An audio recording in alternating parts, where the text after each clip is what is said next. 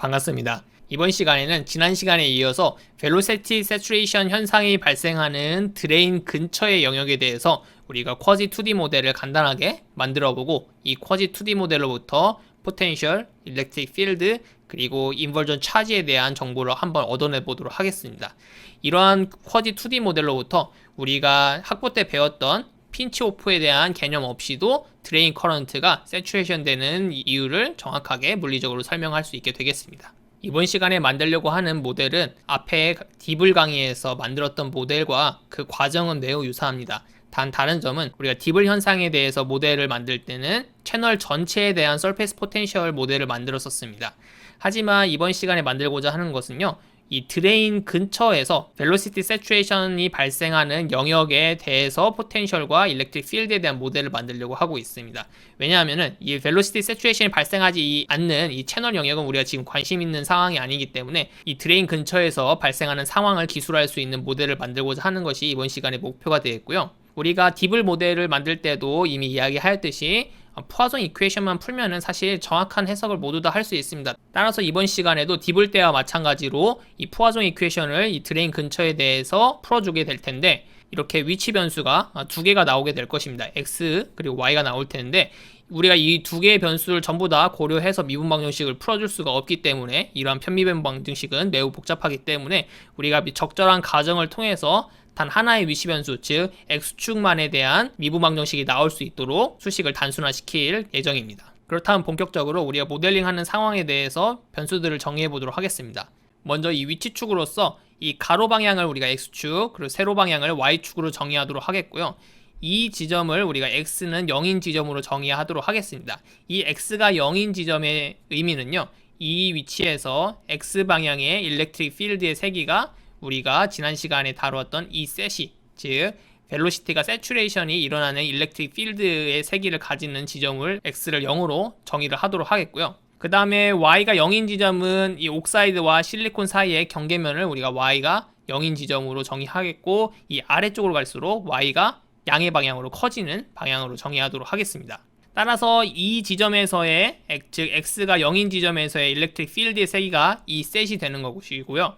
그리고 이 드레인 쪽으로 일렉트릭 필드의 세기가 점점 커질 것이기 때문에 X가 델타 L만큼, 즉 이 벨로시티 세츄레이션이 발생하는 이 영역의 폭을 델타 L이라고 한다면은 이 지점은 X가 델타 L인 지점이 되겠고, 이 X가 델타 L인 지점에서의 일렉트릭 필드의 세기를 일렉트릭 필드의 맥스, 그 Emax라고 정의하도록 하겠습니다. 그리고 여기 드레인이 존재를 할 텐데, 드레인의 정션의 깊이를 우리가 XJ라고 정의를 할 테고요. 마지막으로 이 수직한 방향의 일렉트릭 필드를 우리가 EY라고 정의를 할 텐데, 이 옥사이드 내에서의 일렉트릭 필드를 EOX로 정의하도록 하겠습니다. 그리고 우리가 이 영역에 대해서, 즉 X가 0보다 큰 영역에 대해서 우리가 가우시안 박스를 정의를 할 테고, 이 가우시안 박스 안에서 포화송 이퀘이션을 적용을 해서 풀어보도록 하겠습니다. 우리 디블 때와 마찬가지로 포화송 이퀘이션 다음같이 정의되는데요. 여기 차지 덴시티 항이 존재를 하고, 이 차지 덴시티 항은 우리가 다음과 같이 전자의 농도, 그리고 이 픽스 차지로 구성된다는 사실을 우리가 이미 앞에서도 이해하였기 때문에 쉽게 이해할 수 있을 것입니다. 여기에 이제 홀의 농도 같은 것들은 이제 무시를 했고요. 마찬가지로 도너는 도핑되어 있지 않다라고 가정을 해서 이 두 가지 항만 포함을 하였습니다. 여기서 우리가 2차 편미분 방정식이 나오는데요. 이 2차 편미분 방정식을 우리가 쉽게 단순화시키기 위해서 경계 조건들 그리고 가정들을 한번 부여해 보도록 하겠습니다. 첫 번째 가정은요, Y가 XJ인 지점에서, 즉 이 지점이죠. 이 지점에서의 수직한 방향 일렉트릭 필드의 세기가 0이 된다라고 가정하도록 하겠습니다. 이것은 디블 때와 마찬가지로 이 아래쪽에서는 이제 디플리션 리전이 이렇게 있을 텐데요. 이 디플리션 리전 밖에서는 일렉트릭 필드가 없다. 우리가 학부 때부터 계속 했던 어프로시메이션이죠. 디플리션 어프로시메이션을 통해서 일렉트릭 필드가 없다라고 가정을 할 테고, 이 가정 때문에 우리가 이 식을 상당히 단순화시킬 수 있게 되겠고요.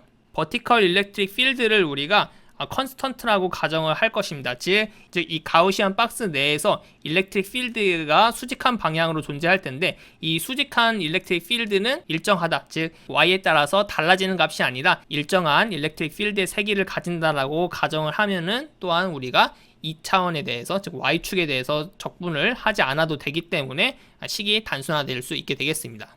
여기서의 이번의 가정은요, 결국은 dy분의 dy를 구하기 위한 가정이 되겠습니다. 이 수직한 방향 일렉트릭 필드가 컨스턴트라고 가정을 하고 우리가 dy분의 dy를 다음과 같이 근사를 할 수 있게 되겠습니다. 즉 xj는 이 가우시안 박스의 이 y축의 깊이 방향의 길이가 되어 있고요. 그리고 ey는 이 경계면에서의 일렉트릭 필드의 색이, 그리고 EY의 XXJ니까 이 경계면에서 아래쪽 경계면에서의 일렉트릭 필드의 세기가 될 텐데 이것은 우리가 0으로 간주한다라고 했었죠. 그렇죠? 따라서 다음과 같은 항만 남게 되겠습니다. 즉 단순하게 우리가 일렉트릭 필드가 수직한 방향으로는 이 가우시안 박스 안에서 컨스턴트라고 가정을 하게 되면은 이것이 곧 우리가 구하고 싶은 dy분의 dy가 되겠습니다. 그 다음 우리가 포화종 이퀘이션에서 이 전자의 농도는 위치에 대한 함수가 아니고 그냥 상수라고 가정하도록 하겠습니다. 마찬가지로 도핑 농도도 위치에 대한 함수가 아니라 상수라고 가정할 테고요. 그리고 포텐셜도 우리가 결국은 한번 미분하면은 일렉트릭 필드인데 여기 지금 x에 대해서 편미분을 하는 것이기 때문에 한번 편미분을 하면은 x방향의 일렉트릭 필드 EX가 되고 여기도 마찬가지로 y방향의 일렉트릭 필드 EY가 되는 것을 알 수가 있겠습니다. 여기서 우리가 dy분의 dy는요, 우리 앞 슬라이드에서 가정을 통해서 다음과 같이 구한다라고 정의를 했었고요. 여기서 EY의 x, 0은요, 결국은 실리콘과 실리콘 옥사이드 사이의 경계면에서의 일렉트릭 필드를 의미를 하게 되겠습니다. 즉, 실리콘 쪽에서의 일렉트릭 필드를 의미를 하게 되겠고요. 마찬가지로 가우스 법칙에 의해서 옥사이드 일렉트릭 필드와의 다음과 같은 상관관계를 가지게 되겠습니다. 이미 다른 곳에서도 많이 이 관계를 봤었죠.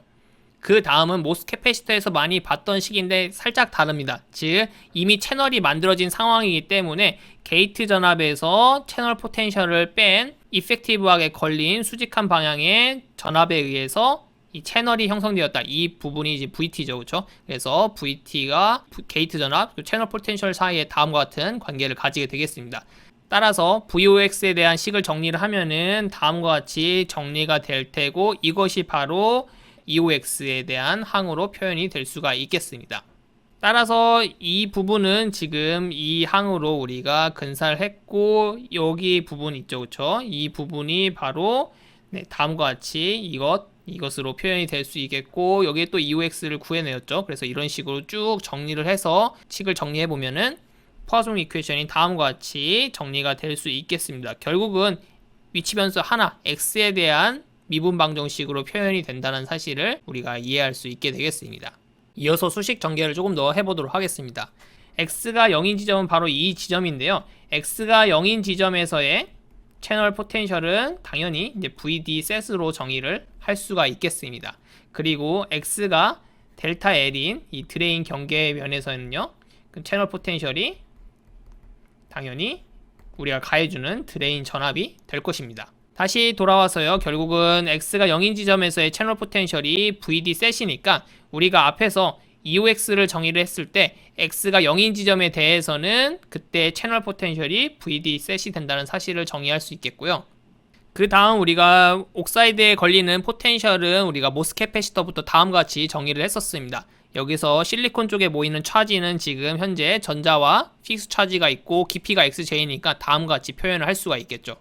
따라서 다음과 같은 관계를 이용을 하면은 우리가 이 항에 대해서 다음과 같이 표현을 할 수 있겠고요.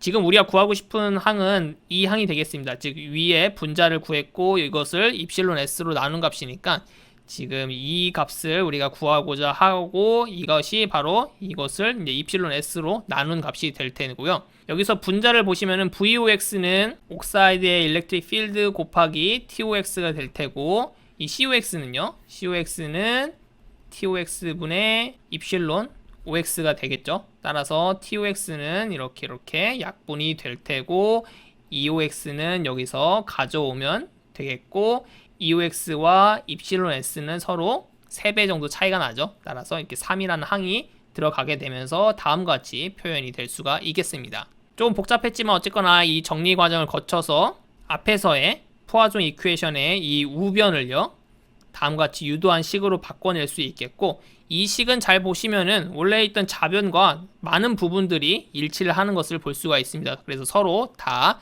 지워지게 되겠고요. 남는 것은 다음과 같은 미분 방정식이 남게 되겠습니다. 꽤 많이 간단해졌죠. 여기서 우리가 이 분모를요, 즉 3xj tox를 L 제곱이라고 치환을 할 테고, 여기서 L은 이제 다음과 같이 정의되는 값을 뜻하게 되겠습니다. 앞에서의 캐릭터리스틱 랭스와는 조금 다른 값이지만 그래도 의미는 거의 똑같은 값이 되겠습니다. 이렇게 치환하고 나서요, 수평한 방향의 일렉트릭 필드는 결국은 채널 포텐셜을 한번 x에 대해서 미분한 것이 될 테니까 이 좌변을 다음과 같이 쓸 수 있겠는데, 여기서 우리가 미분 방정식을 풀 때 손으로 풀기 쉽게 하기 위해서 항을 추가로 넣도록 하겠습니다. 즉 원래는 이 항이 없어야 되겠죠. 없어야 되는 것인데 우리가 어차피 x에 대해서 미분할 때 VD셋은 상수니까 미분할 때 다 없어지게 되겠습니다. 따라서 우리가 미분 방정식을 손으로 쉽게 풀기 위해서 이 우변에 있는 항과 일치시켜 주도록 여기도 VD셋을 넣어주도록 하겠습니다.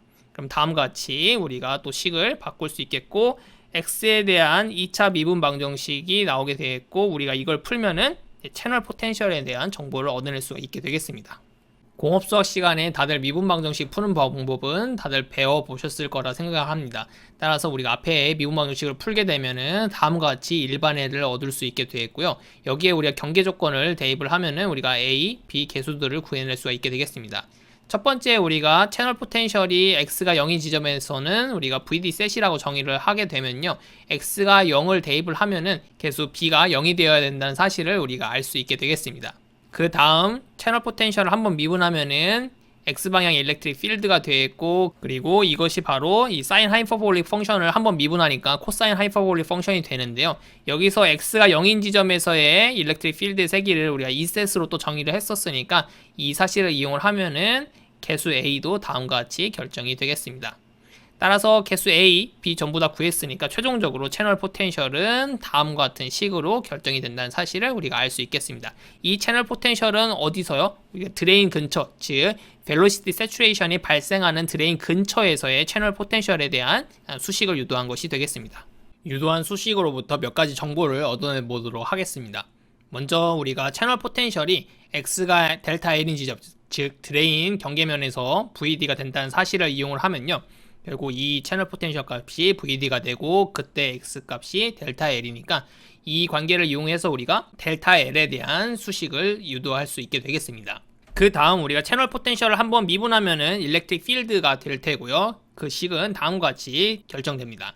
여기서 X가 델타 L인 지점, 즉 드레인 경계면에서의 일렉트릭 필드의 세기가 이 필드의 최대값이 될 테니까요, 이 맥스를 한번 구해보면은 앞에서 구한 델타 L을 대입을 해보면은 다음과 같이 정리가 되고, 이 수식을 계속해서 정리해보면 다음과 같이 정리가 되는데, 이 1항을 무시하고 나면은 최종적으로 다음과 같은 관계를 얻어낼 수가 있게 되겠습니다.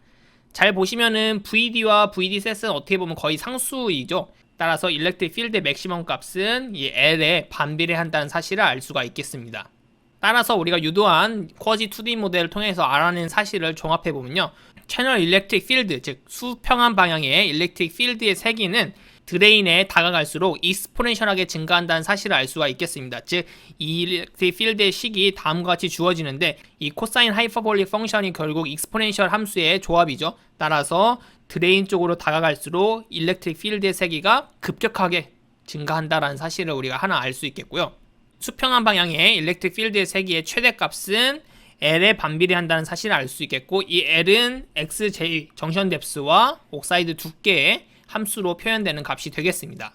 그렇다면요, 우리가 결국은 디바이스를 스케일링 합니다. 즉 모스펫의 게이트 랭스를 줄일 때 우리가 지난 강의를 통해 배웠듯이 옥사이드의 두께도 같이 낮춰줘야 되고, 숄 채널 이펙트들을 극복하기 위해서는 정션 뎁스도 최대한 얇게 가져가야 된다라고 이야기했었습니다. 따라서 TOX와 XDA는 어쩔 수 없이 계속해서 게이트 랭스가 줄어듦에 따라서 같이 줄어드는 값이 되겠습니다. 그 말은 즉 L 값이 계속해서 작아진다는 얘기가 되겠고, 숄 채널 모스펫일수록, 즉 게이트 랭스가 짧아질수록 일렉트릭 필드의 최대값은 커진다라는 사실을 알 수가 있겠습니다. 즉 모스펫을 스케일링하면 스케일링 할수록 이 수평한 방향의 일렉트릭 필드는 점점 커지게 되겠습니다. 이렇게 커지는 일렉트릭 필드가 결국은 문제를 만들어내겠는데요, 이러한 문제들은 다음 강의에서 배워나가도록 하겠습니다. 다시 한번 우리가 유도한 쿼지 2D 모델을 이용을 하여서 이 드레인 근처에서 어떤 일이 벌어지는지 이해해 보도록 하겠습니다. 앞에서 유도한 채널 포텐셜에 대한 식을 보시면은 결국 사인 하이퍼볼릭 펑션으로 이루어져 있고 결국 익스포넨셜 함수의 조합이니까 채널 포텐셜은 이 드레인 근처가 되면 즉 벨로시티 세츄레이션이 이루어지는 영역이 되면은 급격하게 익스포넨셜하게 증가한다는 사실을 알 수가 있겠습니다. 마찬가지로 일렉트릭 필드의 세기도 급격하게 증가해서 이 드레인 경계면에서 최대값을 가진다라고 이해할 수 있겠습니다. 여기서 우리가 주목해 볼 포인트는요. 바로 이 이옥스 값인데요. 이 이옥스 값은 채널 포텐셜이 커지면 커질수록 작아지게 되겠습니다. 즉 채널 포텐셜이 증가하면은 작아지게 되는데 사실 이 수식적인 관계보다도 정성적으로 이해해 보면요. 결국 우리가 드레인에 1V를 가했다라고 가정해 보면은 이 지점은 1V가 되고 채널 포텐셜이 이 지점은 0.9V, 이 지점은 0.7V 이런 식으로 여기는 0.2V 이런 식으로 쭉 감소화되는 분포를 가지게 되겠습니다.